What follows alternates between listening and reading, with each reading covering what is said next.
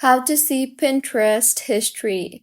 Hello everyone, I am Bishaka and welcome to our channel. Now let's get right into the tutorial. Firstly, go ahead and open the Pinterest application on your device and make sure you are signed in. Now tap on your profile option on the bottom right of your screen and then tap on your profile icon on the top left of your screen.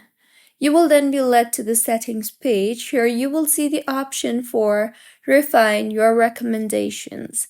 Tap on that and under the pins tab, you will be able to see the option for pins you looked at today. So tap on that and you will be able to find all the pins that you have recently viewed. You can also tap on the interest, boards, or following option in order to see your interest, your boards that you have pinned, and the people that you follow. You may also find your search history via the search tab where suggestions are shown based on your past searches. So this is how you can see Pinterest history. If you find this tutorial helpful, please like the video and do comment if you have any queries. Also, do subscribe to our channel for more helpful tutorials like this. See you on the next one.